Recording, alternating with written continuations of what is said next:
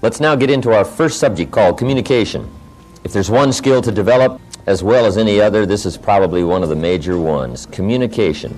And by the way, I've got a theme for this seminar for these 2 days. The evening seminar, the theme was, the major key to your better future is you.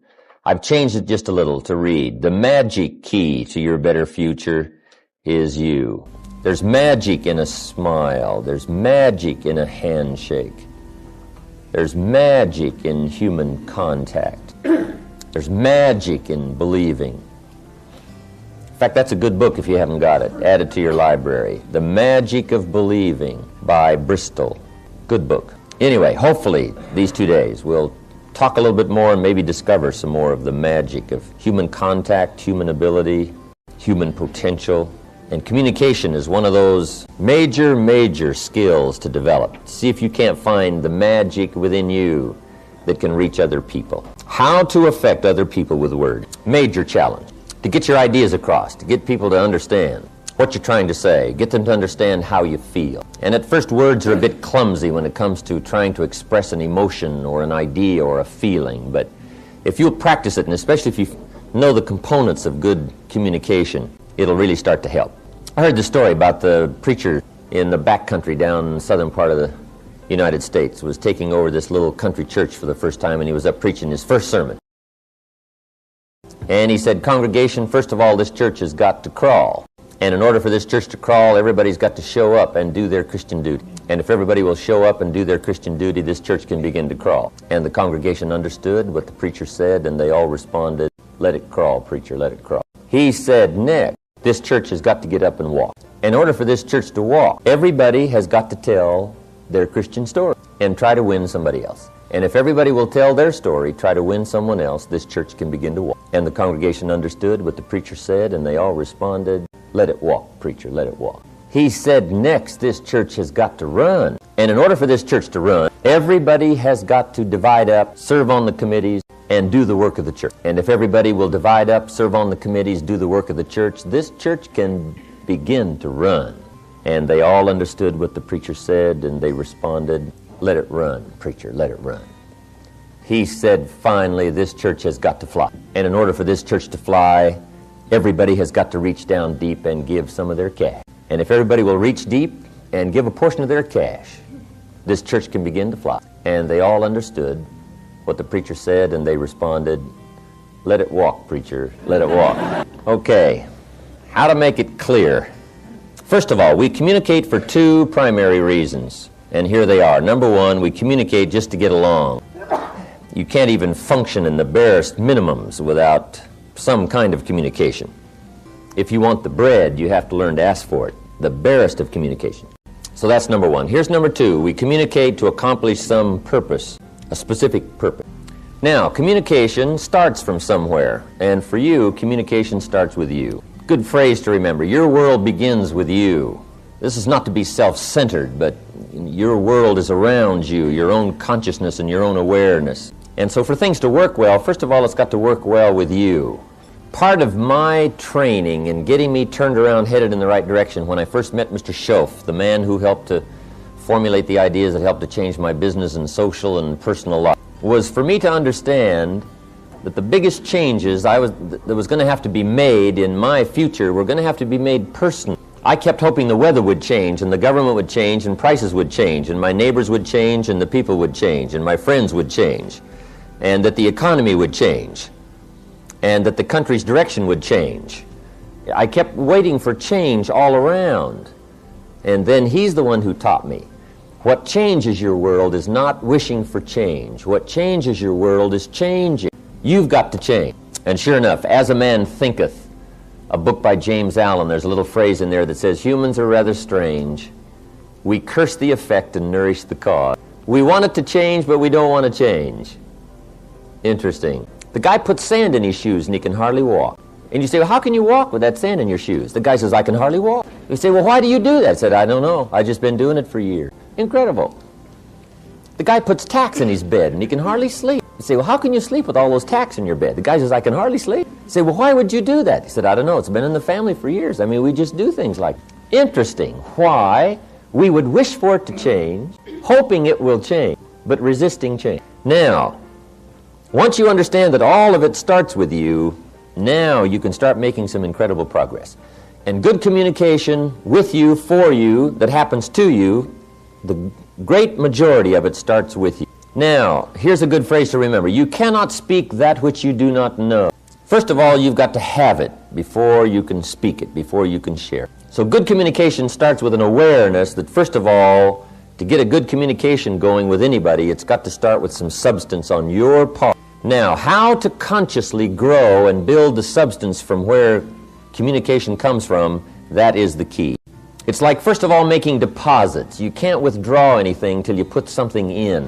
We all need to be consciously aware every day of gathering up the ideas, the inspiration, the feeling that we're going to use for future communication. Future meaning maybe in the next 5 minutes, but maybe the next 5 days, 5 weeks, 5 months, 5 years. Consciously aware.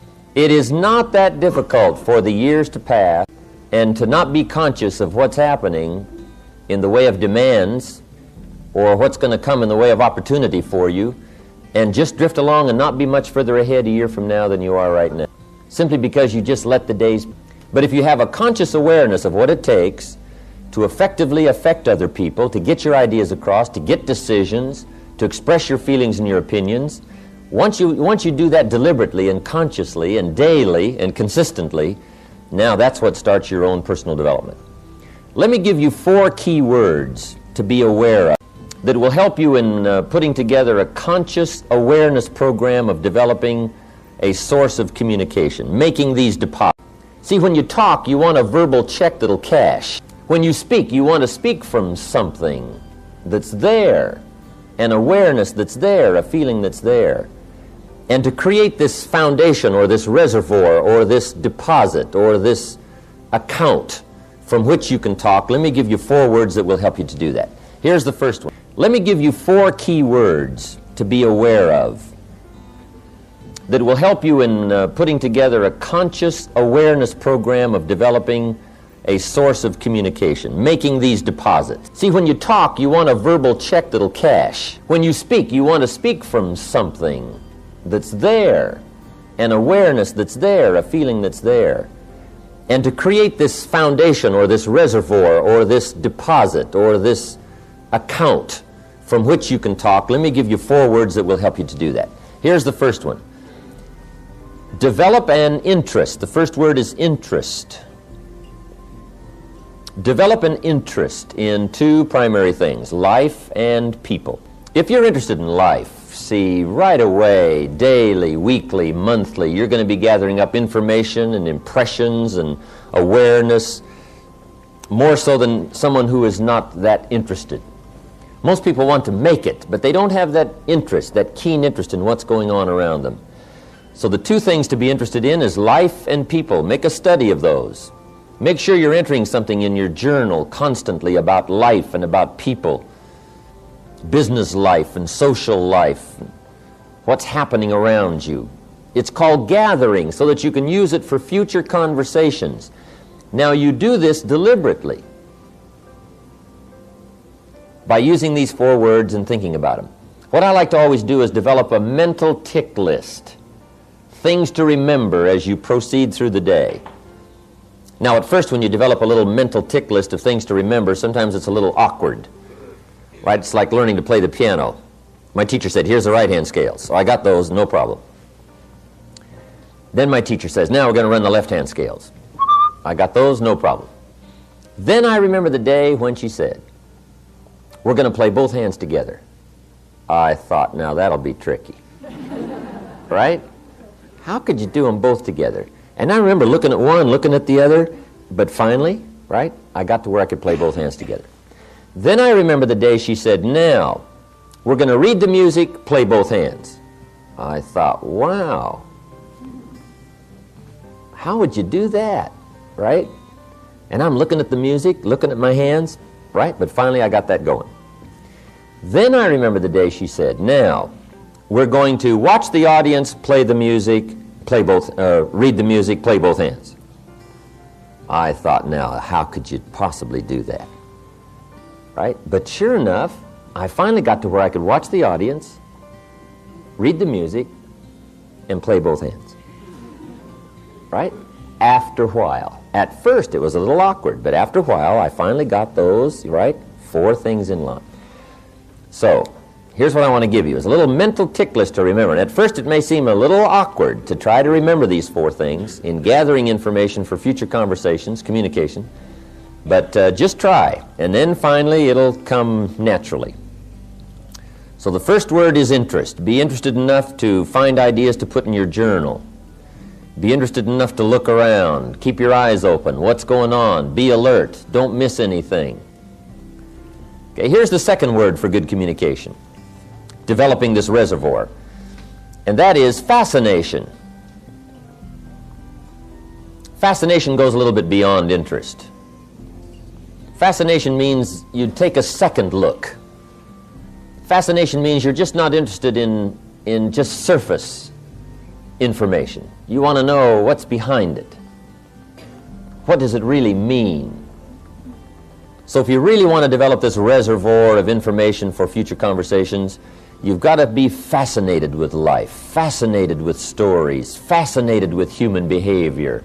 Why do people act like they act? Why do they do what they do? Now also be interested and fascinated with your own life. How come I act like I act? Why do I always do this? Why do I feel this way? See, that kind of fascination will start helping you to gather up the information for good communication.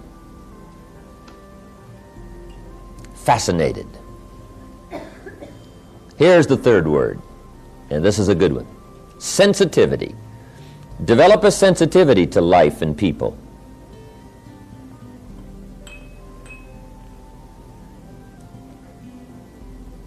Let what's happening during the day touch you. Let it affect you. Develop a sensitivity to both tragedy and success, both the highs and the lows of life.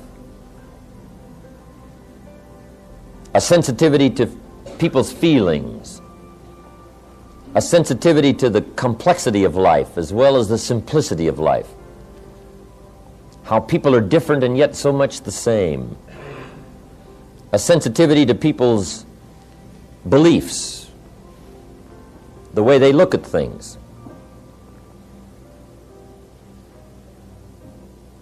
Here's a good phrase, let life touch you.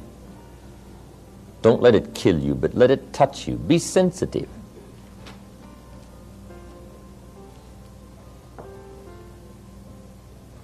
When Judy and I were married, I'll never forget, we got back from Europe. One time we were staying at the Waldorf Astoria in New York. It was about Christmas time, I don't know, the 20th of December, something like that. And we decided to rent a car and drive out to Long Island. Judy had never been to Long Island. Judy was raised in the Midwest, farm country too. And on the way out to Long Island, Judy had never been to Harlem. So we left the hotel, and not very far away from the Waldorf Astoria is Harlem. I will never forget the look on Judy's face as we drove through Harlem. Incredible. It was the 20th of December, but in Harlem there was not one sign of Christmas. There was not one light, Christmas light. There was not one Christmas tree. There was not one wreath on any door. There was not one strand of tinsel. No sign of Christmas in Harlem on the 20th of December. And yet a few blocks away on Fifth Avenue and Park Avenue in New York and Rockefeller Center, there's the big blazing Christmas tree, and the ice skaters are skating, and the chestnuts are roasting, and right, the shops are full of clothes, and the shoppers are shopping, and there's this feeling of wealth and affluence, and a few blocks away is Harlem. Incredible. Judy talked about that experience for a long time after that, the impact it made on her. Harlem, and the incredible contrast in people's lives, from the wealthy to the poor, from the advantaged to the disadvantaged. It really affected her. But see, you want to be affected by life. Let it touch you. Let it reach you. When I lived in Northern California, 2 or 3 times a year, I would go to San Francisco, the Tenderloin district, down at what's known as the bottom of the world. Just go spend a day and see what it's like on the other side of life. Walk the streets where the lonely walk and talk to them. Find out their stories. Go eat where they eat. Visit with them for a while. It's an incredible experience. Because I was raised fairly well, I've never had any tragedy in my life, so I really don't know what it's like. But it's good to have a view and a look. You don't have to go live in poverty, but you got to be aware of it. You got to know about it. You got to be sensitive to it. Man, I got to know there Frank. Frank runs a bar in the Tenderloin in San Francisco. What an incredible place. You wouldn't believe it. Frank sees more tragedy in a week than most people see in a lifetime. Incredible. I'm visiting with him there one day. He said, Jim, see that lady sitting over there at the bar? I said, yes. He said, that's Cookie. He said, how old do you think she is? I said, I don't know. She looks about 45. He said, she's 25. I said, wow. Cookie used to be a go-go dancer. And she developed some kind of bone disease and had all these operations. And now she's got the bolts and the pins and so on trying to hold her together, and she can hardly walk. And he said, Cookie comes in here 3 or 4 times a week and sits right there. And she's also got a little boy, 5 years old. He's dying of leukemia. And said, Cookie comes here and drinks till she can't drink anymore, and usually I have to call a cab and have somebody come take her home. Cookie. The story really got to me. I used to go by after that every once in a while and put some money in an envelope and her name on it and leave it for her to come by and get. The story got me. But that's Frank, Cookie, the Tenderloin, the other side of life, where the difficulties are. We've all got to be sensitive to that. We've got to let it affect us. As you let all of life affect you, so it affects your conversation, so it affects your communication. So people have this incredible sense that there's a great deal about you and your sensitivity and your interest and your fascination with life that makes life uniquely worthwhile for you. And I'll tell you what, it'll show up in your conversation, it'll show up in your feelings, it'll show up in your ability to reach people. Sensitivity. Don't be afraid of it. Use it. Develop it. Now here's the 4th word, knowledge. Develop a working knowledge. I've added one more word there, working knowledge of life and people. A working knowledge means a systematic way of gathering up all the information that comes your way and try to put it into some workable form. That's why we suggest a journal. You just got to have a daily journal to record the ideas and the impressions and the feelings and the things that come your way, so that you'll have this working knowledge, this depth of awareness.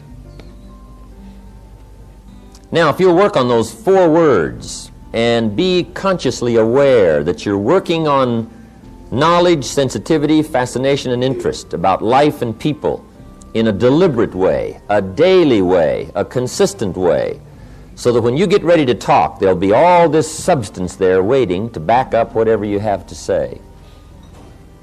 Here's a good phrase, let what you say be the tip of the iceberg of all you know and all that you feel and all that you're aware of. Let what you say only be a small portion of all you know and feel. I'm sure we've all had experiences talking with some people, and sure enough, they said far more than they knew. Very quickly. All right. Now, let me give you 4 steps to good communication.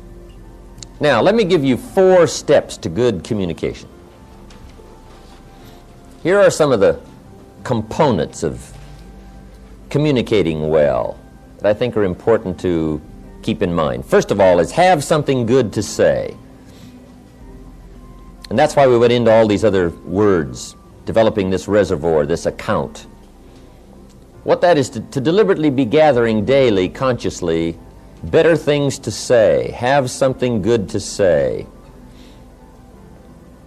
Good communication takes conscious preparation.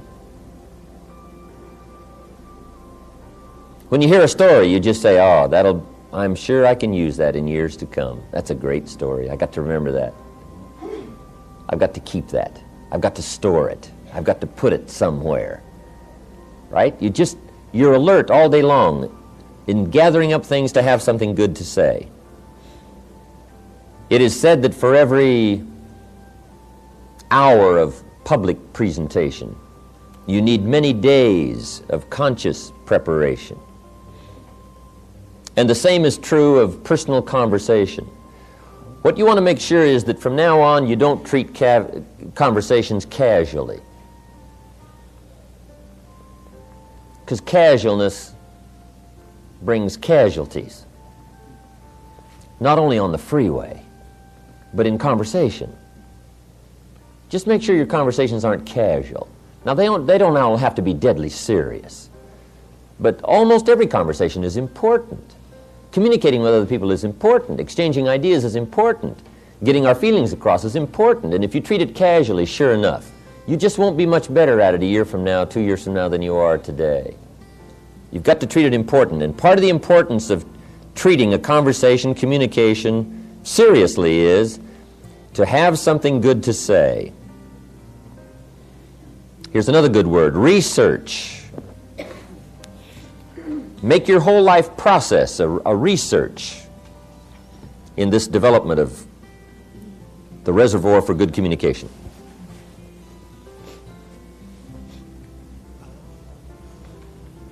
Now, if you've got a speech to make, or you're going to have a family council, or you're going to get together with somebody, and you've got something important you're going to have to get across. Now, let me give you a good advice. Get ready for it.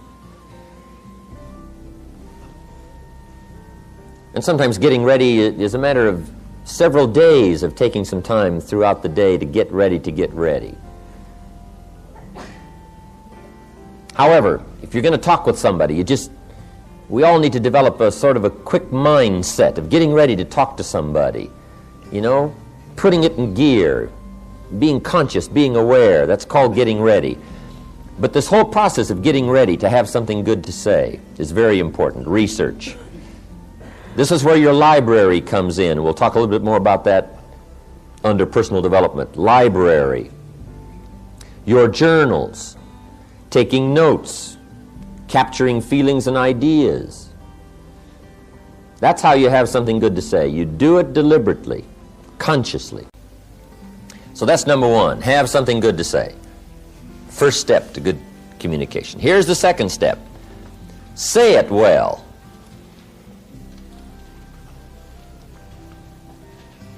Part of communication is saying it well.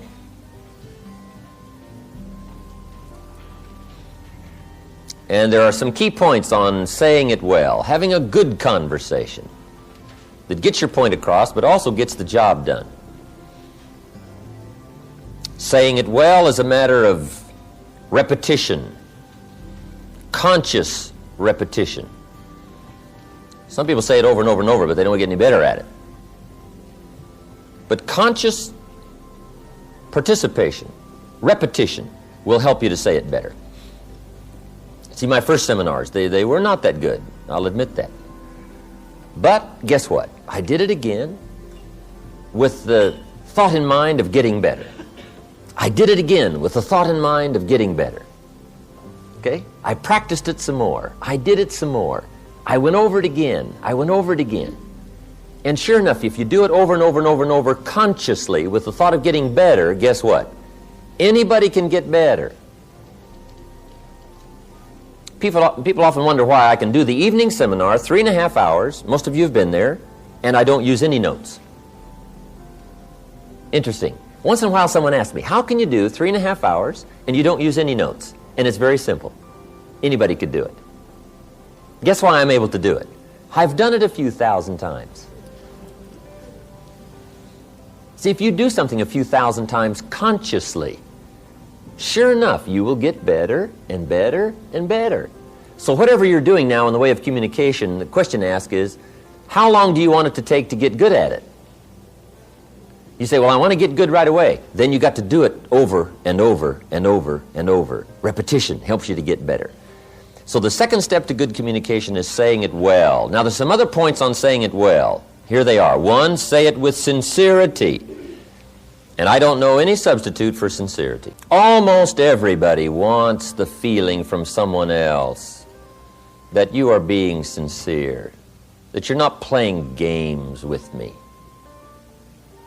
that you're really disclosing to me your true feelings, your true awareness, what's going on in your life and your heart and your soul and your mind. Sincerity, there's no substitute for that.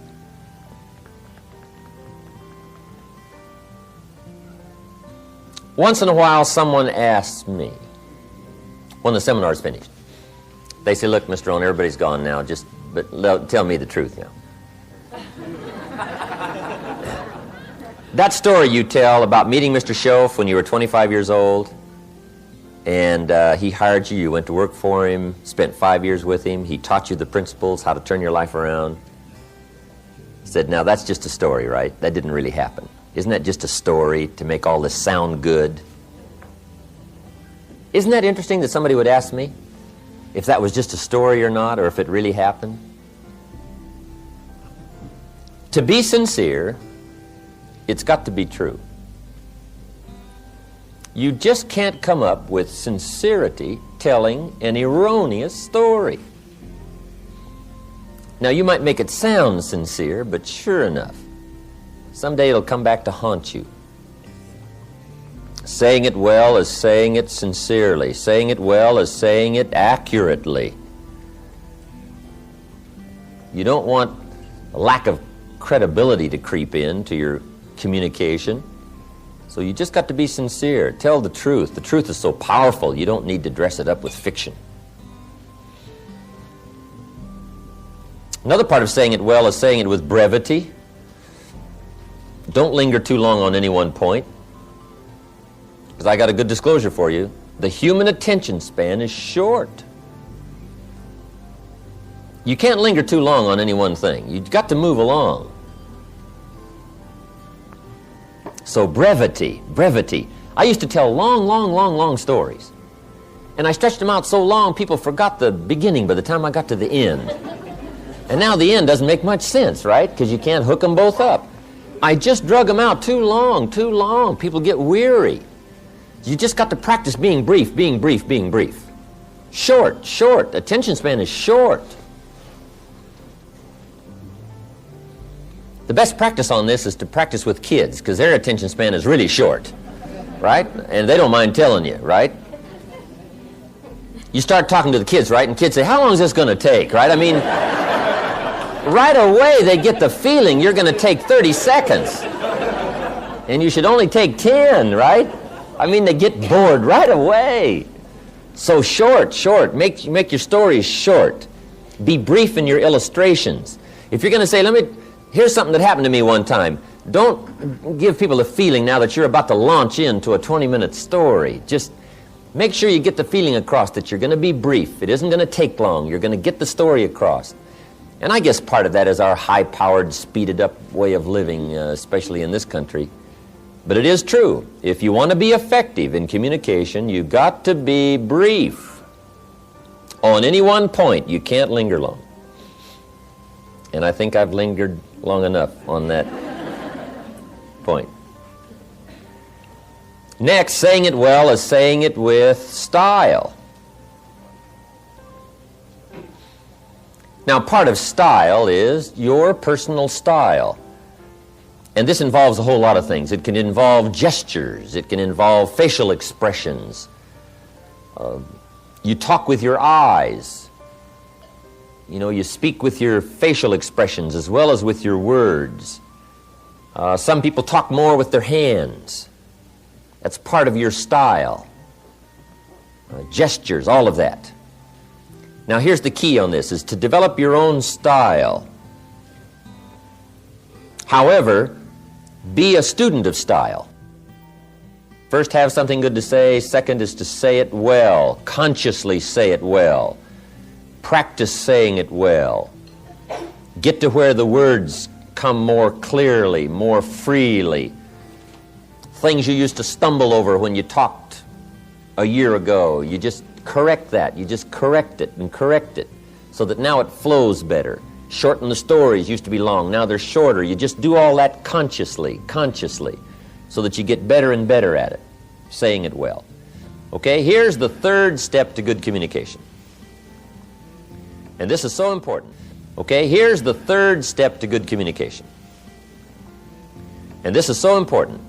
Read the effect you're having. When you communicate, see, that's just major.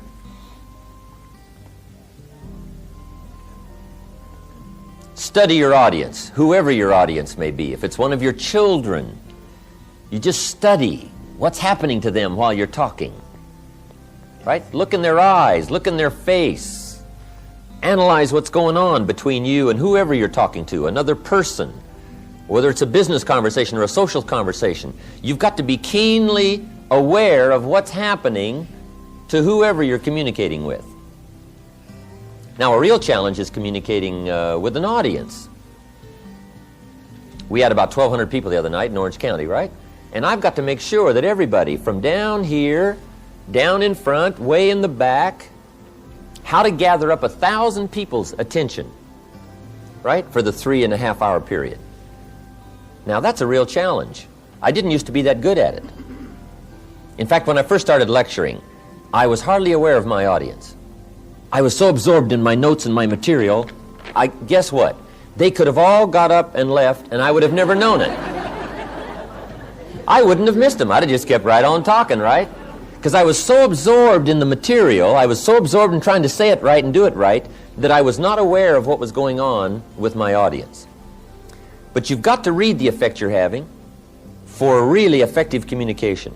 Now, if it's just an informal communication situation, you can just ask the question, do you read me? Right? Does it make sense? Did I say it well? And you get this feedback right. So you can actually start checking how you're doing with somebody if it's informal. You can just ask. Okay? Now, what you've also got to learn to do is read some of the subtle things that are going on with whoever you're talking to. Because especially humans, or especially adults, you know, when we get a little older, we have these tricky ways of looking like we're interested when we're really not. And if you want to be a good communicator, you just got to pick up some of those signals. Now, part of it you can pick up by what we call body language. Some people just sort of quickly disclose their feelings about whether or not you're effective or it's coming across, and they just sort of relay to you by their, what we call body language. It's kind of a new study. I haven't studied that much about it, but there is a book called How to Read a Person Like a Book. How to Read a Person Like a Book by Nuremberg. You just might make a little study on that. Now, don't get too involved in it, because sometimes you can so watch somebody in the way they blink their eyes, and you know, you're looking at their ears and looking at their hair, and now you get too carried away in trying to figure out, you know, all about them. But you can get some indication. But here's what'll play you good no matter what. It's called just pure common sense. You just look at somebody, you can kind of tell. If somebody just folds their arms and they tuck their head down like this, sure enough, you've probably got some more selling to do. I mean, you've got to pour it on, or maybe you should change the subject, or maybe you should quit, right? You just kind of analyze, you know, what's going on here, right? Some things are just fairly obvious. You know, if a guy's leaning toward the door like this, it's probably a sign, right? I mean, you say, oh, I got it, right? It's clear. I've got a good word for the common sense approach, and it goes like this. Let the obvious be your best teacher. Whatever you do, don't ignore the obvious. You know, sometimes we say, oh, it couldn't be. Yes, it probably is. But adults especially, sometimes this is a bit tricky. People smile, nod their head like this, And they got you shut off, and you just don't know. Okay. Because in good communication, you cannot mistake courtesy for interest. Sometimes people will be courteous, but that doesn't mean they're interested. Now, if you mistake their courtesy for their interest, now, see, you've lost the hold on good communication. Also, you can also develop a sense of picking up signals. I think the women probably have it over on the men when it comes to this sort of sixth sense of being able to tell, no matter what the situation looks like. Women have this uncanny gift. I guess men can develop it, but women already have it. You know, the antenna is out. I mean, they pick up signals nobody else can pick up. I mean, the men don't have a chance. I think part of it is because until the industrialized society came, women were primarily the protectors. The man was the provider, right? He was gone. He was out there getting the game or whatever, and the woman was the protector. So I think the woman has devised these incredible sensitivities to danger and what's going on, what's happening. They're uncanny. Even the Bible says there's sheep and there's the shepherd, and then there's the wolves. That's what it says. Life is kind of like that, shepherd and sheep and wolves. It says also some wolves are so clever they've learned to dress up like sheep and talk like sheep, I guess. That's what it says. Some are wolves in what? Sheep's clothes. Now, see, you got to be clever. Huh. The man says, well, looks like a sheep, talks like a sheep. Woman says, ain't no sheep. I mean, take my word for it.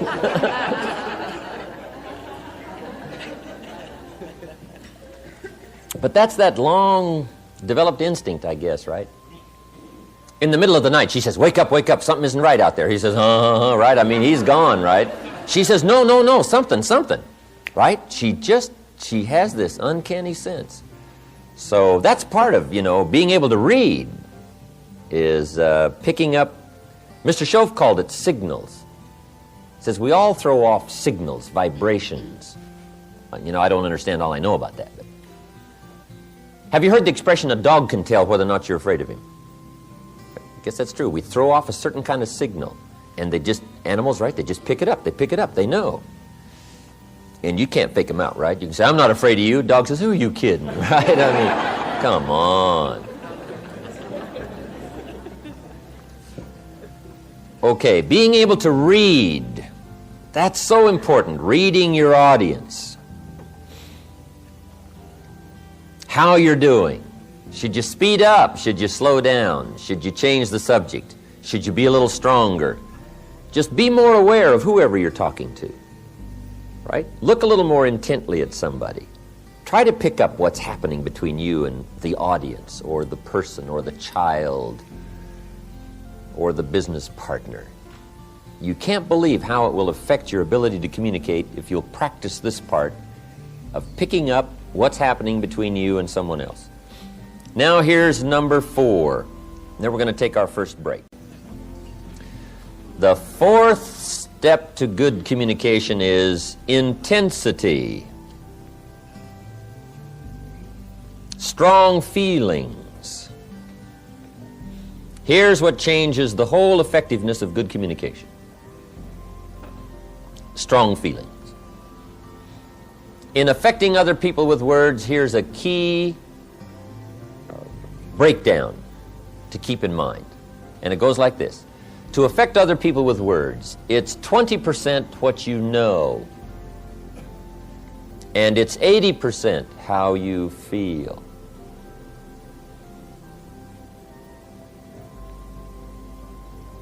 Feelings and emotions, changes the whole outcome of communication. Intensity. Words loaded with emotion have the best effect.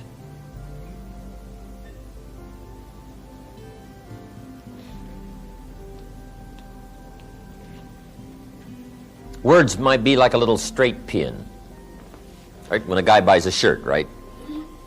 It's got all these little pins in it, right? Where they pinned all together. So you start pulling out all these straight pins.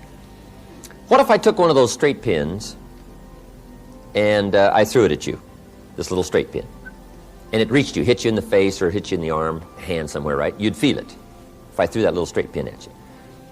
What if I took that straight pin and wired it to the end of an iron bar about that long, right? And I let you have it with that. See, I could drive that pin right through your heart, right? Now, the pin is the words, and the iron bar is the emotions, the feelings, the awareness, the uniqueness of all of that mysterious stuff that humans are made of. If you will learn to put more of you into what you say, put more feelings, more awareness, more uniqueness, strength of character, conviction, strong feelings, whatever that is, just be more aware of putting more of you into whatever you say. That's that iron bar that drives what you say to the heart, to the mind, and gets the job done. Words loaded with emotion. Now, you must also learn to measure your emotions. Okay? You don't want a major outburst for a minor point. Learn to measure it. Okay? Some conversations or some points may need, right, just a mild blend of emotional feelings. And then another point may need a strong one. But you got to learn to measure that, okay? Not too much for something minor. You don't want to shoot a cannon at a rabbit. Right? It's effective, but you got no more rabbit. So learn to measure your emotions. Now, here's something important. Where does emotion come from? Where do our feelings come from? Here's where they come from. The emotions that can really help in all of your future conversations, communication. It's the blend of all of your experiences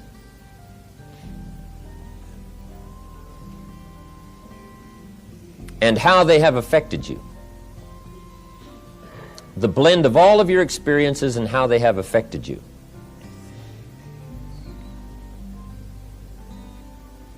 That creates now your emotional content, creates your emotional vitality and worth. So that's part of the getting ready experience on the emotional side. Be aware of your feelings. Be aware of your emotions. And as that experience grows, now when you get ready to talk, you've got the blend of knowledge and the blend of feelings to put into your conversation. And that's what creates the power.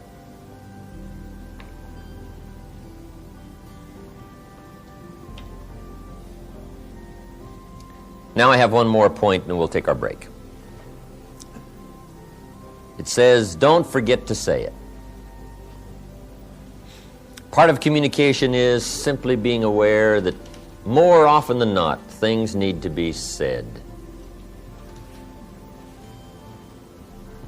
It's pretty easy to take for granted, especially the people that are close around us, that they already know how we feel.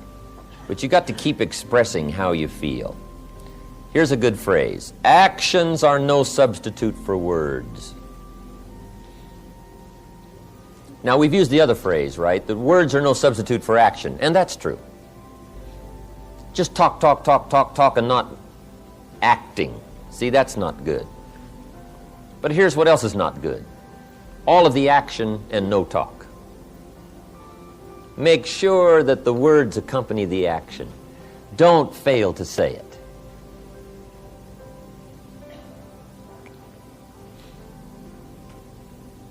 Probably one of the greatest difficulties in married life is this breakdown in communication, not clearing the air often enough, not keeping this open dialogue going constantly. One thing I found out, take nothing for granted. Say, well, surely they understand. Well, just explain it one more time. Just say it one more time. Don't take a chance that whether they know it or not. Bring up the subject again. Make sure it's clear. It's too easy to let it slide and not make it clear.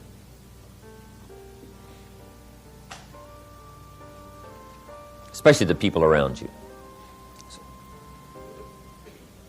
So how often do you have to tell the people that you love them? How often? Answer, often. Often. We all need reassurance. We all need it to be clear and pointed so that we know. There are some things you just don't let go. And there are some actions that will only say certain things they won't say at all. You can give somebody flowers, but flowers won't do all the talking. Flowers say, you remembered. That's probably what flowers say. But flowers don't say, you do incredible things to me. Nobody affects me like you do. Now, see, flowers will talk, but they won't say that. That's the card you've got to put along with the flowers. Let the flowers say whatever they can say, but then don't fail to put the other words with it, because the words are so important. Judy gave me this watch back when I had a birthday in 1972, I believe it was. And it was a neat watch, Le Coultre.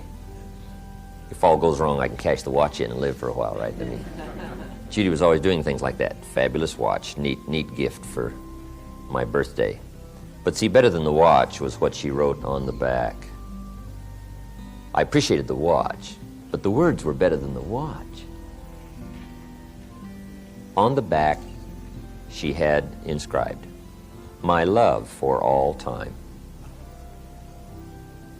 Your Judy, September 1972. See, the watch was neat, but the words. She could have put the words on a Mickey Mouse watch.